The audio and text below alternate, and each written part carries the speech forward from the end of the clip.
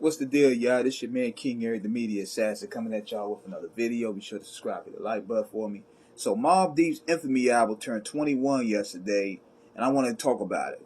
Now, this album here, I personally was heavily anticipating because based on what was going on with Jay-Z and Rockefeller, the beef that was going on at the time, we wanted to see how Mobb Deep, mainly Prodigy, was going to respond to this because Prodigy was already dissed on Build and Destroy or Rebuild and Destroy and Take Over on respectfully two of the best albums of 2001, which was Stillmatic and Blueprint. So we were thinking P got to come with some fire. Now the first single, Burn, classic Mobb Deep. That beat was hard. He threw shots at Jay-Z on there. Big Noy had one of the best verses on there. They do the salute to K Slay. And this song also caused some problems because they didn't want Vita in the video. Because Jay-Z made some phone calls to Irv Gotti to make sure that Vita wasn't on that video because he didn't want Vita on there when P was throwing shots at Jay. Jay would do stuff like that. Then you listen to other songs like My Gas Spitting featuring my boys, the infamous Mobb. They were going at Rockefeller on there. You had Crawling, where he addressed the baby pictures or the baby pictures that was on the Takeover on the Summer Jam screen. He addressed it on there. And you had Clap, where Prodigy let it be known, like, look, we're going to see you at the Source Awards.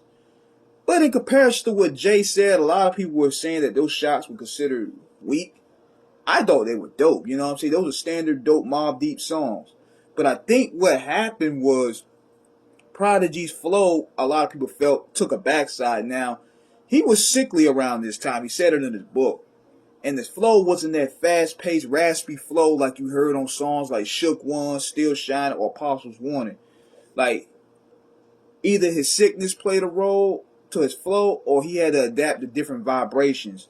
Because in Infamy, they was experimenting with a lot of different styles. It was hit and miss at times, but the content is there.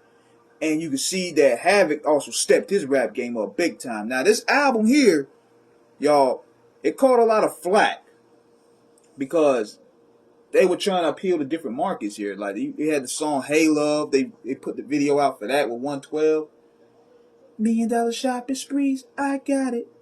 I liked it. I liked Hey Love. Hey Love was one of the best songs up there. Because I think around that time, people were like, yo, man, why this nigga putting out love songs and Jay and Nas is at his neck? I thought Hey Love was a dope single. I liked the Quiet Storm vibe that it had with it. And they was kicking that fly shit to the ladies. So it was a good look. I didn't like Handcuffs and Bounce. I ain't like those records because I could tell that those guys, they were trying to appeal to the southern markets at the time.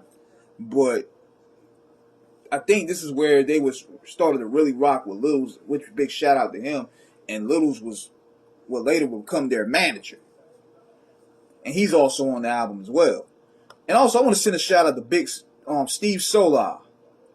He did a lot of engineering and producing on this project along with Alchemist and Have and Sky Storch.